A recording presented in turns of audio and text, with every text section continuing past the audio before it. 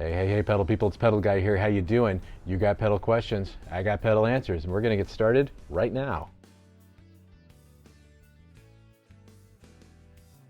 Well, hey, pedal people, it's Scott, the Pedal Guy here. How you doing? I hope you're having a great week. This is Wednesday, so it is our weekly questions and answers session where I take your questions, your comments, and your feedback and try to answer them to the best of my ability. Now, if this is your first time visiting our channel, make sure you take a second and click on that subscribe button down there and ring that bell so you can stay up to date with all of our videos. And if you're watching this on Facebook or Instagram, be sure to like and follow us so you can stay up to date with all of our activities, because we do post daily and we'd love to hear from you. Well, it's a beautiful day here in Redondo Beach. It's sunny outside. I'm not trying to make you jealous. It's just sunny and nice outside, so I figured I'd come out here with my Lounsbury t-shirt and have my iced coffee, and my doggies very happily resting there on the lawn. And so let's go ahead and answer some questions. Our first question comes to us from Hiwa, and it's in regard to, or possibly Hiwa, I'm sorry if I'm mispronouncing it, and it's in regard to the Mighty Amp app from NuX. Is it possible to use pedals with this amp? Well, thank you very much for your question, and the very simple answer is yes, absolutely you can use pedals with the Mighty Light BT, without a doubt. It works perfectly fine. It's just treat it like a regular amp. That's all you have to worry about, really. So I hope that answers your question. Okay, our next question comes to us from Graham, and it's a rather long one, so bear with me for a second. Grant, and this is in regard to the NuX Solid Studio. Graham writes, excellent review, thank you. Two questions, if I may. One, could I get a late 60s Laney sound from the pedal alone? And two, I use a Blackstar HT Studio 20 amp. Guitar goes into the amp. Would I use the emulated output from the rear of the amp into the NuX and then out to the Scarlett 8i6 interface into a Mac? Other rear of amp outputs are 1x16 ohm and 1x8 ohm. Also has effects sends and loop and returns. Sorry, new to pedal connections. Hi, Graham. Well, thank you very much for that question, or those two questions. Okay, the first one's quite easy to answer. Yes, you could, I think, get a very decent Sabbath-like sound out of it, although I would say you are going to need some sort of an overdrive or preamp going into it, because remember, the Solid Studio is a power amp simulator, which is at the end of the signal chain along with the speaker simulation. Okay, so things that happen before that, like the preamp and the EQ and all that, that comes into play before it really hits the power amp. So you probably want to do yourself a favor there and look into a nice overdrive. I know Laney happens to make a Tony Iommi overdrive pedal. We didn't get it here ourselves because we don't really deal with Laney any longer. But you can still get it, and that'll definitely give you that kind of sound if that's what you're looking for. In answer to your second question, okay, and this one's a little more complicated.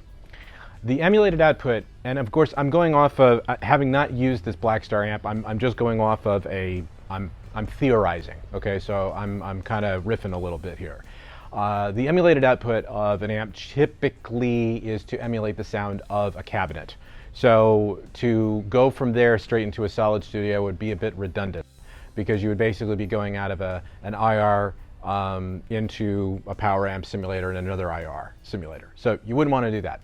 What you would want to do is use the effect send and return in this case, and it would just be an effect send. Now that effect send could go from the amp send to the Solid Studio, and from there you get the power amp and the impulse response, and then go from right there into the 8i6, and that will give you a very solid connection between the two. So if that's something that you're looking to do, that's how I would do it. But again, it's really up to you and just experimenting. But one thing, and I'll just make sure I caution you, I'm sorry we got a truck going by here, it is not a load box. So you don't want to go from the speaker output of your Blackstar amp into the input of the Solid Studio. You'll blow the Solid Studio up in a heartbeat. So make sure you don't do that, okay? But the way I just described should get you to where you want to go. Okay? And I hope that answers your question. Okay, our next question comes to us from Cosmic Dust, and it's in regard to the video that I did last week where I used the Headrush pedal board as an audio interface for Pro Tools. And Cosmic Dust writes, hi, thanks first of all, you're very welcome. Can you do a video on how to record in Pro Tools with Headrush plus one backing track playing at the same time? I've done it in GarageBand, but not able to do it in Pro Tools. Well, thank you very much for the question and suggestion. I think it's a fine suggestion. I don't think there'd be any problem in making something like that happen easily. I think it's just simply a matter of time. We have a couple of other videos ahead, and once we get back to it, we will circle back to Pro Tools with the Headrush pedal board, and I don't see why we wouldn't want to do something like that. It's pretty straightforward, really. You're just playing back one audio track while you're recording another track, and that's a pretty easy setup. Just bring in, like, you know, maybe a drum pattern or something and play over it, just so you can hear what that sounds like and how it works. And yeah, sure, that shouldn't be a problem at all, but thank you very much. Our next question comes to us from Roland, and it's in regard to the Mighty 8 BT review that I did a bit back there. Another great review, Pedal Guy. Well, thank you very much. Can you adjust the volume of the backing tracks? And can you use the app whilst Bluetoothing in other backing tracks? That's a very good question, and I may have the answer here, just not today, but I have in my possession now the NuX Mighty 20 BT amplifier. It just came in stock here, and it is essentially the same amp, just a lot bigger. And I think the best thing to do would be to try to answer that question while I am doing a demo on this. So come on back this Friday, and we will have a new demo for you to check out, and we'll definitely answer that question for you there, Roland. So thank you very much. So this is more of a bit of a feedback here on the trio from Der Wolfen Baron. How you doing? Hopefully I got that right. And it's in regard to the video I did on the Trio Plus and recording matching parts. One step up, two steps back. Good job. That song describes how I felt trying to record on the Trio until you helped me understand the processes. Thanks, bud. Well, in case you were wondering, the acoustic riff I'm playing there in the background, the pattern I'm playing from is a Bruce Springsteen song on One Step Up, Two Steps Back from the Pink Cadillac, or the Tunnel of Love album. He's sitting on his Pink Cadillac. But it's a really good song, and it just seemed to be a really good way to demonstrate that. And what we were demonstrating, two parts match in tempo, so that when you record one part, when it transitions to the next part in your song, like from the verse to the chorus, it would have a matched tempo, which is quite simple to do. You just have to set it up. So if you're curious on how to do that, watch the video. And thank you very much for your feedback.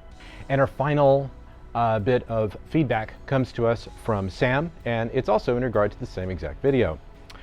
The use of the term part is unfortunate because it seems to refer to the section of song, ergo the intro, verse, or chorus, rather than the music played by a particular instrument, ergo the bass part, the guitar part, the drum part, the vocals. It's very confusing.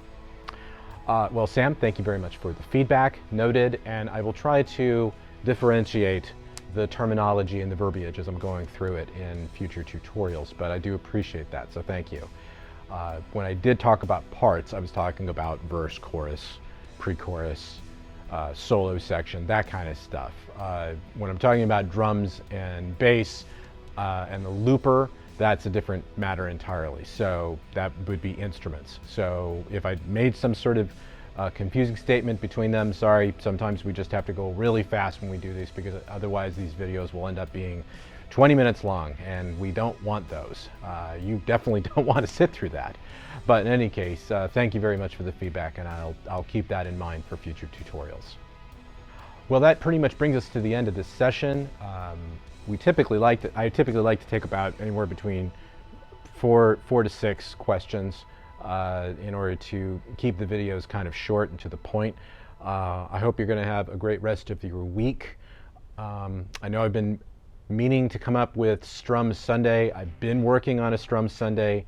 I'm working on a New Order song, believe it or not, and it's coming along nicely, but it's taking a little longer than I'd hoped. And I want to make sure that if we're going to do something, let's put our best foot forward in that whole process. So that will be coming at some point in May. Still continuing with Trio Tuesday. I'm planning the next one out now, which should be I don't even know what song it's going to be yet. I'm still just going through the copyright list and making sure that I'm not going to get dinged by YouTube when I release the video. And so far so good. Each one of the last 2 videos I released there hasn't been any sort of copyright ding against us. There has been a copyright claim, which is something we expected, because that means that the publisher noted that we are using the song in a cover form, so there's no violation, there's no copyright violation.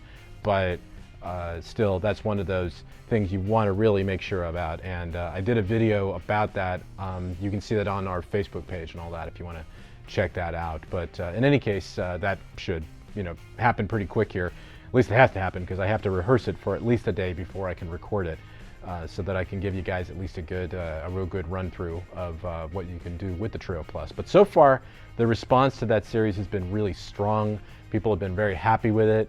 I know my wife's been happy hearing me sing a lot more than I used to, so it's been a win-win all around.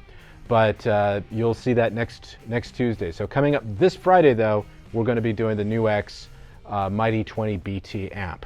I'll be doing a demo of that, and I'll be using a CAD D82 Ribbon microphone for that demo, so you can hear what that sucker sounds like while we still have them. We're blowing through them really fast, so if you haven't gotten one yet, you might want to pick one up while you can. But anyway, that brings us to the end of our session. If you have any further questions or comments, please let us know. Use the comment section below.